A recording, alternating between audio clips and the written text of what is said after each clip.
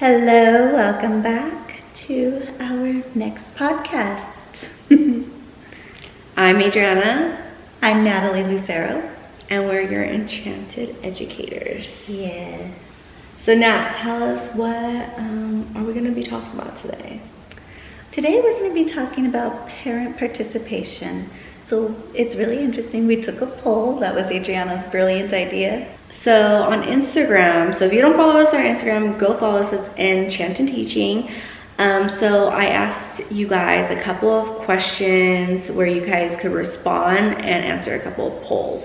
So make sure you guys follow us so you guys are ready for the next one that we do. So I'm gonna go over the questions that I have asked and I'm gonna share it. I have not looked at any of the answers. So it's gonna be both of our first time looking over the answers and then we're gonna respond to them. We're all learning for the first time what these answers are. Yes. Okay, so the first question, I have that all on my phone right here. So the first one is, what expectations do you have for teachers? And I was very curious about what people were gonna say. So someone said patience and compassion. Have a great communication with parents and not waiting till the last minute. I love that they said that because that's one of us as a teacher, that's what we strive for, is we want to give as much communication as possible. So it's nice to know that some of the parents are receptive to that. Yeah. And someone else said, for them to be kind and patient with my child and to help my child grow in all ways, not just academically. Aww, that one's very sweet too. They're understanding the social emotional aspect and how that's really a foundation for all learning.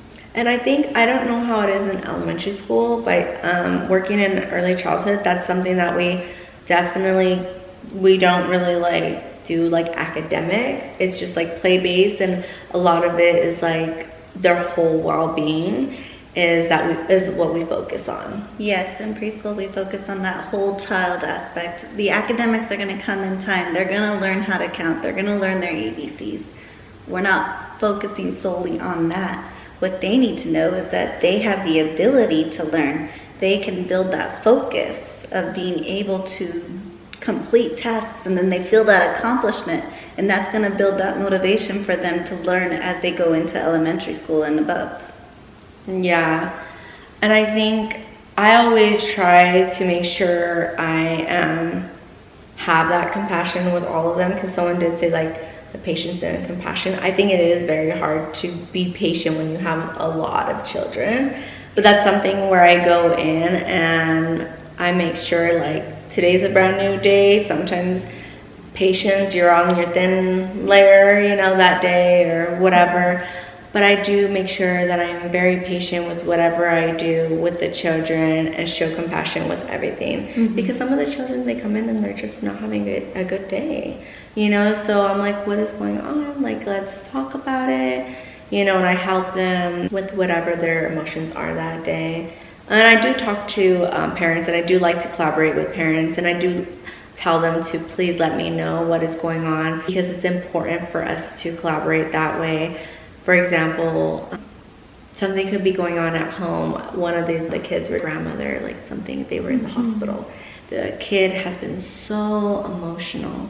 So we've been collaborating with the parent and talking to them about how their day has been and what we do at school and what she does at home, and we talk about that. We want to know how they're feeling and how we can help them. Sometimes the kids come in and they're crying so much. I'm what happened? And then I find out it's because they got their tablet snatched from them right when they came in.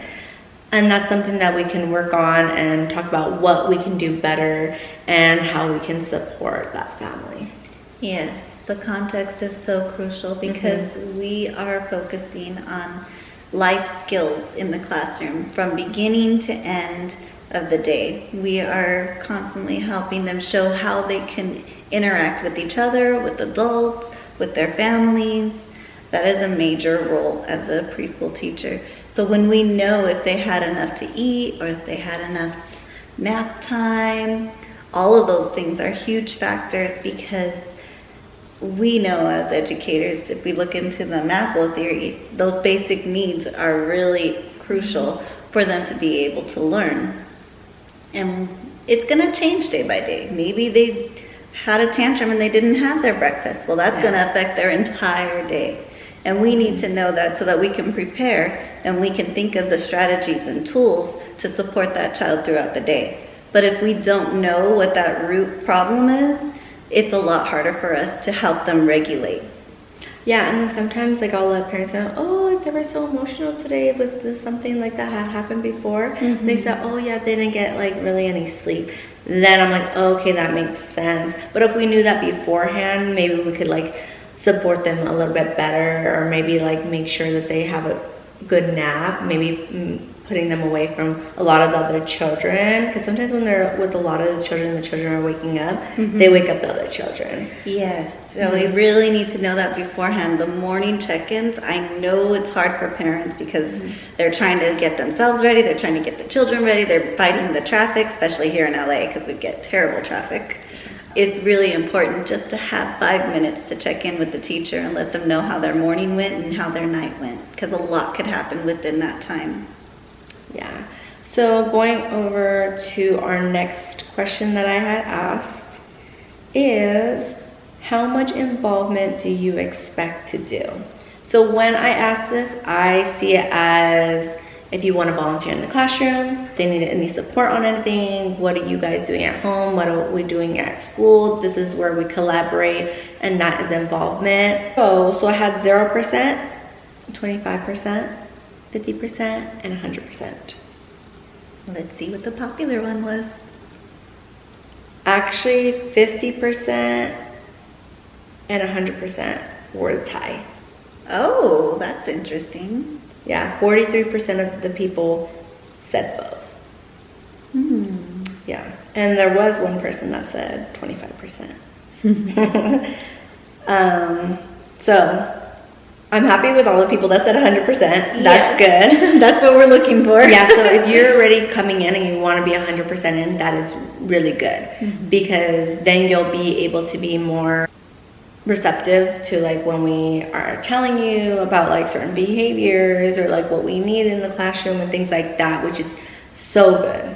Yes, and honestly, collaboration is crucial if we're going to make sure that we're giving the best care possible, because the parents know their children the most. We learn the children and we get to experience them for a year, if we're lucky 2 years, but the parents have been there their entire lives. So they do know a lot about their children, and we have the privilege of getting to know them as we experience the children in the classroom, but also when we get to connect with the parents. Yeah, and we totally understand, like, you know, it's so hard when you're like working, especially 9 to 5, and you don't have the time. But even just the bare minimum, you know, of like coming to the parties that we have, the events, or even asking, do you guys need anything? Or, you know, sometimes teachers like need somebody to like help us like prep activities. If you guys would like to do that, feel free. But it also depends on what school you're taking your child to. So that also comes to, which I think that was in one of the episodes we did talk on, what preschool you would take your child to. Yes, and if you really like involvement, then I highly encourage you to go into Head Start, because they have a lot of different involvement opportunities, from being able to go on a parent council and really make some of those major decisions within the educational system. So if you like to advocate for the families, that would be great for you. So they do encourage families to volunteer, like Adriana was just saying. Sometimes it could be help cooking, because when I used to work at one of the schools, it was a 4-hour program. So we would have a snack in the morning and then we would have lunch. But it was really hard for the 2 teachers with 24 children to work with the children and cook the lunch at the same time. We needed parents to come in and volunteer to do all of the meal prep and cooking, so that when we were excusing the children from the activity and they can come to the tables, lunch would be ready. So, our next question. Are you ready? I'm scared. So the next question is, what support do you feel is lacking or missing from parent involvement? Okay. Can we get a drum roll? Okay. Communication. Woohoo! I like that. Sometimes I like to know more about what they did this week at school. See, we talked about the morning check-ins, but the afternoon check-ins are very important too, because that's the teacher's way of saying, I've been working with your children and I've noticed your children and I see your child's growth, because they do grow on a daily basis, and it's important for us to share that with the families. It gets a little tricky with the infants though, because there's times where we see things that the parents haven't seen and we don't want to tell them that we saw it first, like walking. Walking is one of those big things, or even crawling.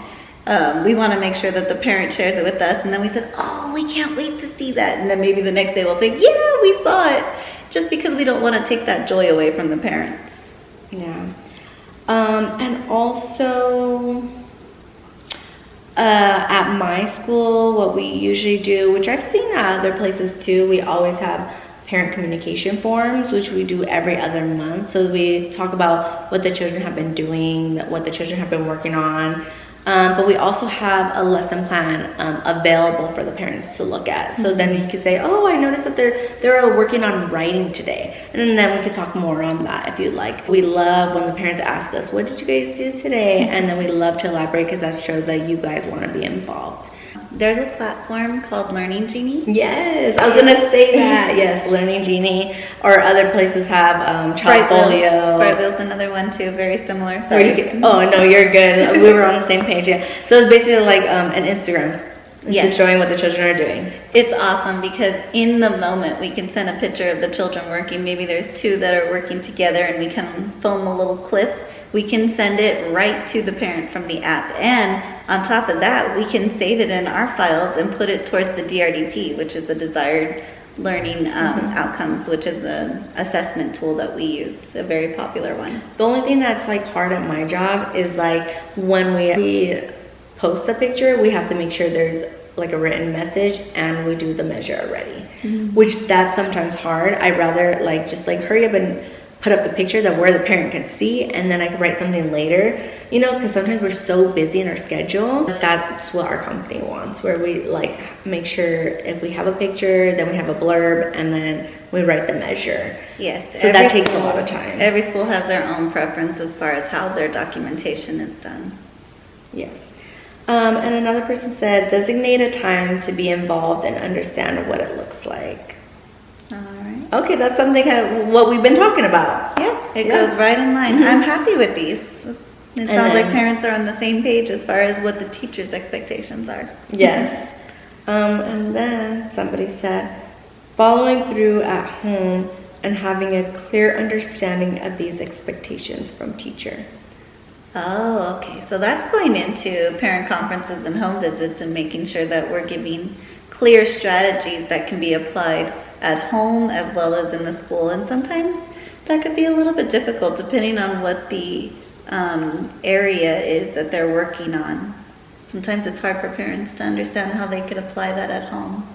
Yeah, and that's good with the, at my work when I was talking about the family communications, on the bottom, not that we just like say like what they're doing, on the bottom we say what you can do at home. So we'll write down, oh, at home you can do this, or go to the library and pick a book, or you know what I mean? Yeah. What can you do at home? What can you do within your community to help with your child? And that's what we also add. And sometimes we'll add, if we can, we'll like attach like resources and things like that. Yes. Nowadays, with the digital age, there's actually quite a few resources just at our fingertips that we can do to help. Our next question. These are so exciting, just like reading off. Do you know what parent conferences are? Or what they entail? I was very curious to hear about this one. Yes, so I just put like a yes and no to see like what do parents know? What do they not know what it is? Do they not know what's going to happen? Actually 67% of people said yes, and 33% said no. See, I've noticed specifically in Head Start, a lot of the parents, they don't realize exactly what they're getting into because Head Start requires 2 parent conferences and 2 home visits.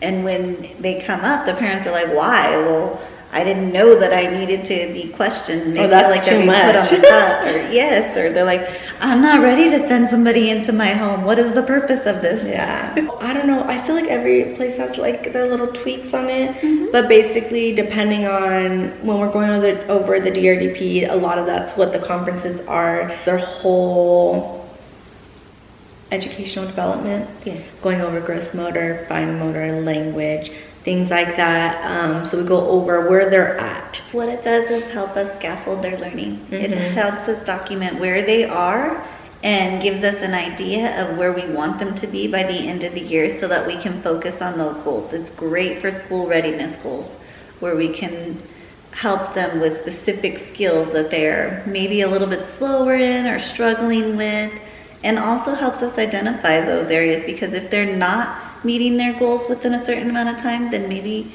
we can refer them to speech therapy or occupational therapy because that's where intervention can be useful. Yes, this is the best time where you ask, oh, how are they doing on this? What can I do at home? And things like that. So when we're going over the whole DRDP, and then we can talk about resources and, if they need more, like speech and things like that, and occupational therapy. Yes, and also it's very rewarding to see how far children have come in different areas from the beginning of the year to the end of the year. Next question is, do you know the ratios for early childhood? Ooh, I wonder if Yes or parents no? know when they walk into a classroom, is there too many children or is that the amount that it should be? 60% said yes, and 40% said no. I should ask them. I should have asked you guys and said, is this correct? Yes or no? I should have said that. Right. Do they think they know or do they really know? Yeah. So with infants, what is that ratio? Well, that would be a 4-to-1 ratio unless you are licensed, well not licensed, but if you have accreditation with NAEYC, because then your ratio drops down to 3-to-1.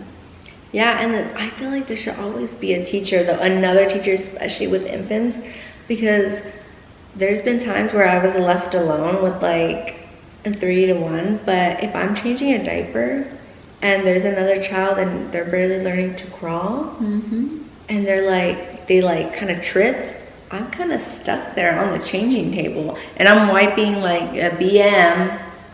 I can't get to that child right away. Yes. That's what's so hard sometimes, and I feel very like yes. When you're alone with 4 children, diapering is one of the most crazy challenges. And then on top of that would be if a child is napping and wakes up, that is the hardest for me, is when I'm changing a child on the changing table and then a baby who is napping wakes up and I'm like, I can't. I wish I had 2 of me at that moment because I can't be in 2 places at once. And that's so crazy because I just went to a training and they talked about this where a teacher was changing a child and another parent walks in. The child just woke up a few minutes before that parent walked in, and the child was crying. But then the teacher was still cleaning and changing the baby, and the mom was very upset about it. She didn't say anything, but she took that child, and the child didn't come back for days. You see, that would be my greatest fear. I've had situations like that when I was by myself, and I'm like, oh gosh, please don't let a parent come in, just because it looks worse than it is. And unfortunately, we are considered in ratio, but is it quality care? No, because we can't effectively work with all of those children to individualize their needs. Yeah. And let's talk about ratios for toddler. For a toddler, now that gets tricky too, depending on how the room is licensed. But it should be 4-to-1. But some do say 6-to-1. Yeah. And I don't know, no 6 to 1. 4 to 1 is good, and 4 to 1 is also sometimes hard too, because I've had children that were biters, and I'm over here changing diapers, and then I'm like, I can't do anything. And then I think we talked about this in a previous podcast, and I'm like, I can't just have that child right by me, the whole time, And they're still also learning how to like walk sufficiently, and even like sometimes like run. They're gonna want to run in the classroom, even though they shouldn't, but they're gonna, and they're gonna get hurt, and they're gonna be crying. And I'm like, let me finish this diaper first. It's really important for the teachers to tell the parents when they start to find their speed and begin to run that it's inevitable that they're gonna trip and fall. They're gonna be wobbly. It's just part of the learning process, cause and effect. They're learning how to balance their bodies. They're like walking on a ship the whole time. Yeah. Just trying to figure out how to coordinate their body. However, that being said, the environment should be prepared for that. No sharp edges, and there should be lots of cushioning, carpet, so that if the child does fall, there's no major injuries. And preschool is 12 to 1, but it should be 10 to 1. Yeah. I think where I'm at, it's 8 to 1. That is nice. I have worked at a few places where it's 8 to 1, but that's very rare. Usually if you have that, it's because they have some sort of contract where they need a certain amount of special needs children, so then they'll drop the ratio down.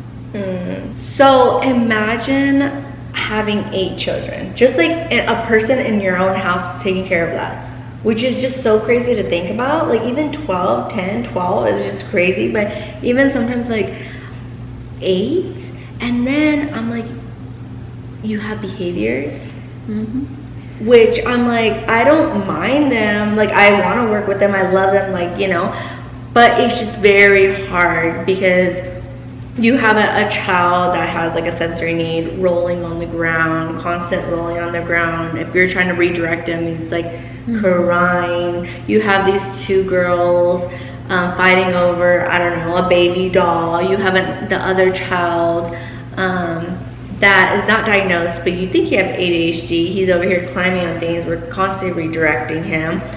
And then you probably have another one just wanting to run around or starting learning the schedule of the classroom. It seems like chaotic sometimes. It's a lot, but actually that sounds like an easy day to me because Oh, no. I don't know if you guys caught it earlier, but I did kind of throw it out there that I've worked with a 2 to 24 ratio before, and that is legal, but it feels insane. Yeah, we're trying to get 24, and I'm like so scared. I'm like, I am not ready because no. They were 3-year-olds, 4-year-olds, and 5-year-olds, a mix. And that's hard too, because they're at such different developmental levels. I mean, if that 3-year-old has a developmental delay, then you're kind of working with a 2-year-old as well in some way. So it's really hard to coordinate 24 children. And you only work with them for 4 hours, 5 days a week.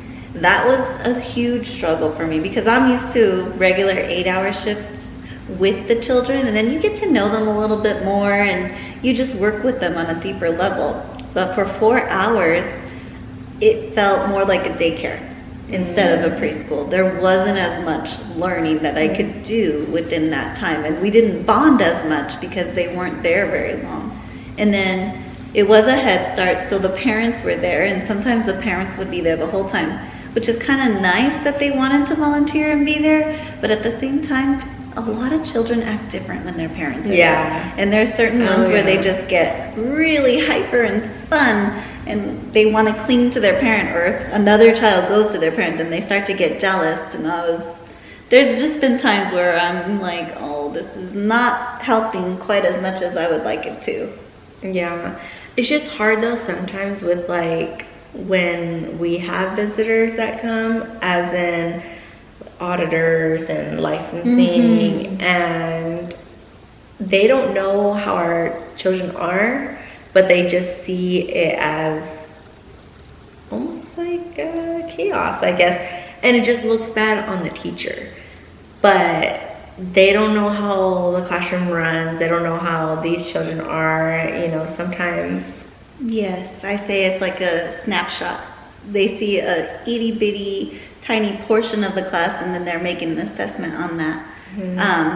As a coach, I feel like that's kind of how a lot of my partners saw me in the beginning, where they would be really defensive and say, oh, this child's acting up because you're here. And I said, and that's all right. They can be entitled to their feelings, but I'm going to continue to come. I'm going to be there twice a month, and eventually this child's going to get used to me, and I'm going to notice that difference. I was like, I'm not here to judge you or the child. I'm just here to see how I can support you. And if that's not an area that we need to work on, then we're going to let it pass, and the child will get comfortable in time. And that was really hard for the partners because they felt like they were being judged. And I can see that because I'm used to having coaches come into my classroom. So I 100% understand how stressful that could be. And I do know how hard it is to see people come in and do assessments and then give you feedback and then say, hey, that's not my normal class day. You didn't see a regular day in our classroom. Yeah, there was last year that somebody came in to observe us, but it was like the worst day because my supervisor got called in to go to jury duty, and then we already lost the staff, like she was gone, and another staff called out. So it was just us two, and I was like, ugh. And then there was a time where he pulled me aside. He pulled me aside and he's like, oh, so tell me about this, blah, blah, blah. And a child ran out. And he's just looking out. And he's like, so anyways, and he's just like talking to me. And I'm just like, and the teacher in the classroom was with all the children during like circle time. And she had to run after that child. Oh my goodness. And then in our review, he was like saying, he told us at first, he told me, oh, you guys are doing great job. Like, I could see that. And then in our review, he was like, they didn't do this, they didn't do that, they didn't do this. And I'm like, he should have put in response of like, well, today was not a typical day. And that's what like made us very like upset because it wasn't a realistic depiction. Yeah. And we were over here trying to make breakfast and everything with the children and just us. I'm so sorry. I know that could be very difficult. Yeah. When I was working at one of the schools, we had a QRIS review, and I remember how stressful it was. It took us months of preparation, but we actually got a full 5-star. We were the only one in the county of LA to get a full 5-star QRS review. But it was difficult. I mean, I felt exhausted at the end of that day because it felt like we were putting on a show. Yeah. We had to be aware of every single thing we were doing. Yeah. And it's exhausting. Yeah, it really is. I'm not ready. I'm like, we're going to get audited soon. And I'm like, I'm not ready. Oh, our listeners, go to YouTube or our Instagram and let us know if you knew those ratios or if those ratios shocked you. Yes, I am curious to know. And by the way, there are different ratios from state to state. The ratios that we are talking about is in California.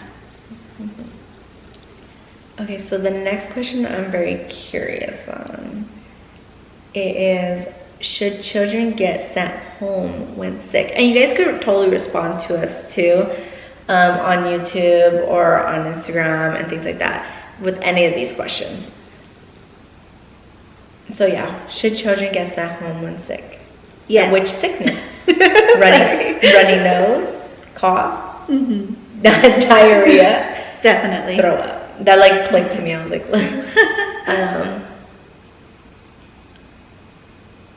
runny nose, no. Cough, no. Diarrhea, no. And everyone said throw up. 100% of people said throw up. Well, it's interesting because I've actually seen in different preschool policies that some say with 1 throw up you send the child home, some say with 2, and I've seen up to 3. And I'm thinking, if I have to clean up 3 different puddles of throw up, this child is clearly sick. Why are we waiting until the 3rd? Yeah. I know.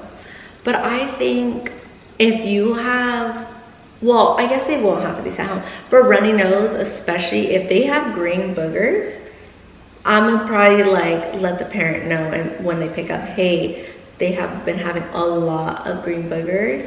And sometimes that ends up having congestion, and sometimes it ends up having a cough with it. Mm-hmm. But if it's just that green runny nose, I'm gonna let that parent know. But if we do continue to see that and they bring them the next day, we might have them sent home. Especially like if they do have a cough, a lot of times that's 2 symptoms, they get sent home. Mm-hmm. Especially for the little ones, because they are still learning about hygiene. They don't know how to wash their hands very good. They don't know to wipe their nose. Mm-hmm. So they're going to get other people sick. It spreads faster. Yes, and they're like wiping their nose and they're touching things. They touch us. I'm like, oh, hi. Oh, goodness. Especially if you work in an infant room, man. You're going to have all kinds of things over. I remember the first thing I would do is just take my shirt off, put it in the laundry, especially when I was working in COVID, because you didn't know what kind of germs, and you were trying to be a little more proactive. But I've noticed that when I work in the infant room, I always have to have an extra set of clothes just in case, because I've had a child fall asleep on me, and then somebody put the diaper on the wrong way, and their pee came out the side, and I'm like sitting there rocking the child, and all of a sudden I'm like, why is it warm? Why am I wet? Oh my God, this child that fell asleep just peed on me. Oh no. So I had to change. So yes, I have lots of stories like that. I won't get into all of them, but you'll probably hear you guys. You'll probably hear them soon. Yes. There was another one where a child was sick, and I was actually off of work, but I'm holding a child like this, waiting for the teacher to call the parent because they had thrown up, and I'm just going like that, and she's hugging me because she's not feeling well. She's even shivering. She clearly has a flu, and I was literally clocked out. I just was helping my friend who's the teacher call, and all of a sudden she goes and throws up right down my shirt, and I can feel it going all the way down to my belly button. I'm like, okay, okay. And I'm like, where did your teacher go? At least you were gonna clock out. Oh yeah. At least imagine if it was the beginning of your start of the day. Right? We'll take the little blessings, but I was so ready to go home. Needless to say, I jumped in the shower. But yeah, it happens. It's a messy job. Mm-hmm. But I also think that consistent coughs, you should be sent home. Because I feel like if I had a cough for a long time, I would not like be wanting to, like I've had where I'm like trying to catch myself, and I'm like, I need medicine, I need a cough drop, I need tea. Obviously it's gonna bother them, and why have that child there when they're coughing where it's like seems like it's like scratching, not bothering. They need medicine. Yes and no, because I do know that there are some children, especially here in California, that have really bad allergies. So as long as they have a note and they know that there's allergies. And that's what I would like parents to tell me, because I always tell parents, because they'll be like, oh, I think maybe, I don't know, they always had this, and I'm like, oh, okay, go to the doctor, so that after we know that it's like allergies, so then we don't send them home at all for any of the runny nose or cough like that. We want to know that, so then that happens. Yes. But a lot of parents, they don't want to send them. So or please, if they have asthma, then let us know and give us the inhaler. We are trained to do it, and we know that it's effective. So as long as we have that inhaler and we understand that that's their condition, we are more than willing to work with that. Yes.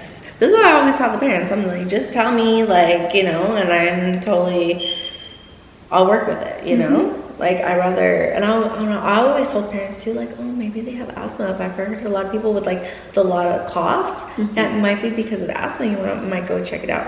They never know. And that's another reason why we think we should send them home if we notice that they have a chronic cough, because maybe they have asthma and they're not diagnosed, and they need that treatment. We don't want to make it worse. Imagine like, God forbid, I don't want them to like pass out or something happen. Like, that's so scary. Yeah. Yes, it is. I mean, again, we are trained as CPR, but we never want to use it. And yes, for sure, diarrhea. That means your stomach. Who wants to be going to work and your stomach is churning?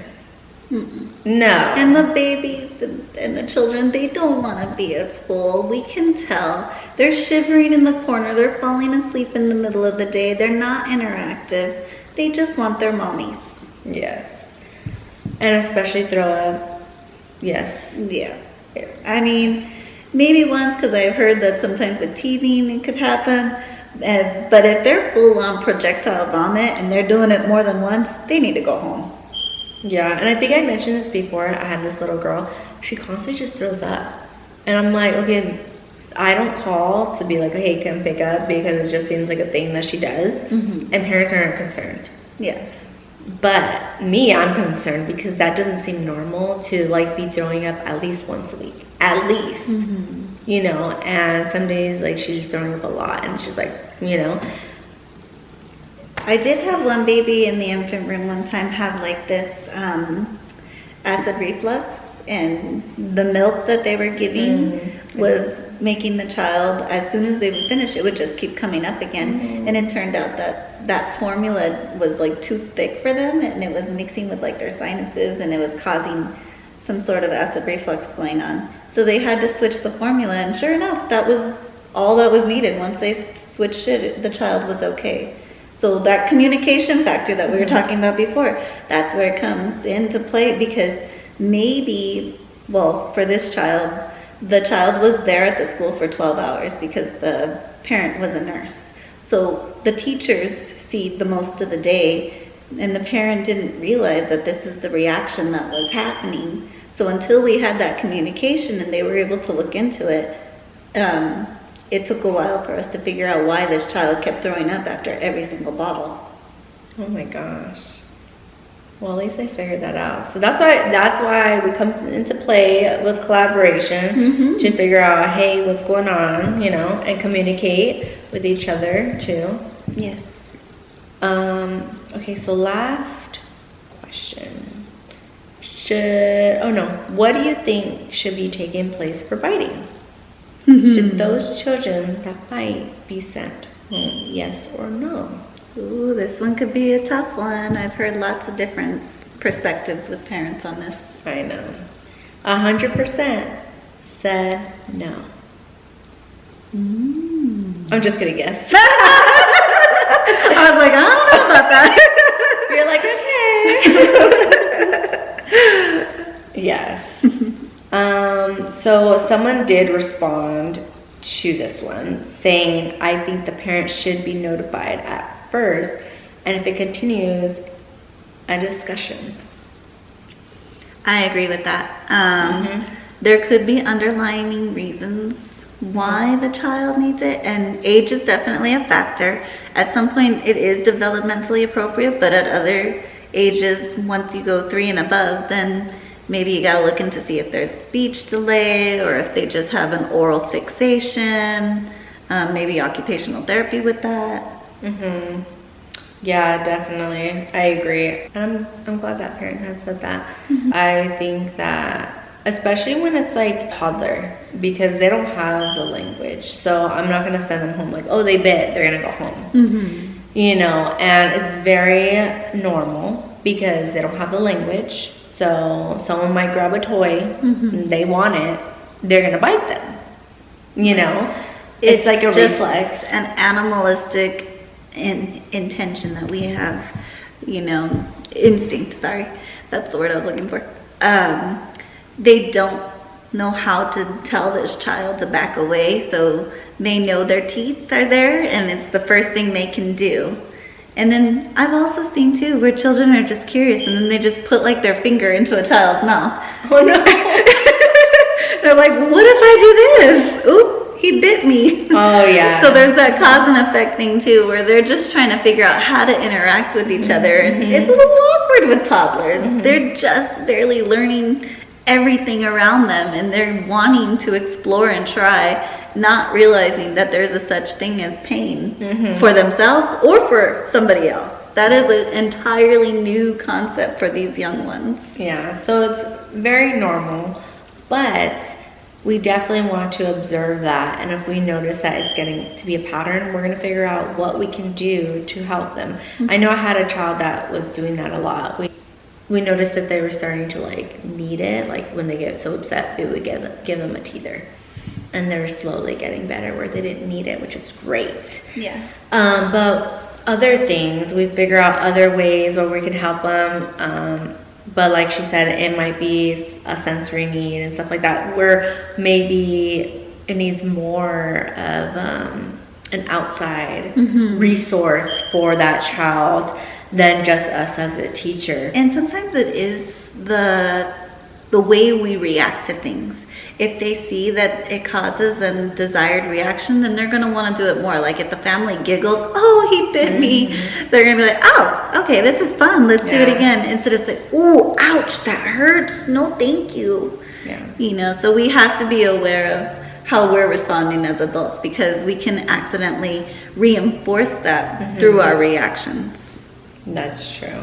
And also, we understand that they're young and maybe something seems like silly, but we have to make sure that we're understanding to like let them know like that's not the correct response. Because if we just allow it, oh, they're just little, it's gonna be harder when they get older to like reverse that. They're learning the adult cues, they're understanding their boundaries, they're figuring out what pain is, joy. They're just starting to comprehend different emotions. So we have to be very careful with the tone, with the facial reactions, all of it, because they are interpreting everything.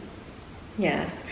Although if they are older, like in preschool, and they have a lot of language, that is where we might see, we won't send them home, but that's something we have a conversation with parent.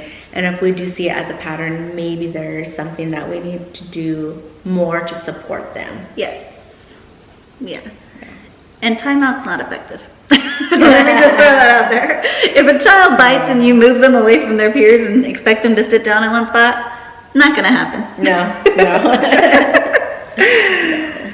And definitely repeated conversation about, is good. We like to read stories to the children that do that. We give them choices, like the teether, like what do you need, things like that. And then we give them that language. Say, oh, I want to play with that. Can I play with you? Things like that. You want to give them that language because they are still learning how to build relationships with others and stuff. So yes, and when working with the young children under 2 years old, you want to keep it short, sweet, straight to the point. And I think that's all the questions that we have for today. We do want to do more of these, so make sure you follow our Instagram. Yes, this was our first time doing a poll, so please let us know if you enjoyed it, if you enjoyed taking the poll or hearing about the results. Yes, and we've been talking about that we want to actually do this live on YouTube. So stay tuned for that, because we do really want to have you guys engage with us like on real time, I think that would be like super exciting. Let us know if that sounds exciting to you guys or something that you guys would like. Let us know what topics you guys want to talk about that we can do. Also, we want to add when we have a guest speaker. Let us know what we can do. We want to plan maybe like a game with them or something like that. If you have any ideas, we'd love to hear it. Let us know, because that's something. And also, if you guys want to be part of The our podcast, yeah, like if you would like be to a guest be a speaker, we're so we welcome everyone, and we want to hear your guys' thoughts as well. Yes, we are an open book. I hope you guys got something out of this. We always hope you guys do, knowing that parent engagement and involvement is important, and we just want to know the parents' perspectives on these policies and procedures that we do in the classroom to see if they align with what we do and what we can do to support parents as well. Well, thank you so much for tuning in this episode. We hope this episode has been a little enlightening for you and to all of our listeners on how to find preschool settings that matches your parent partnership preferences. So if we didn't touch on your parent partnership preferences, please let us know and we can talk about that the next time. I hope you guys enjoyed. See you in our next podcast. See you next time. Bye. Stay enchanted by education. Yes.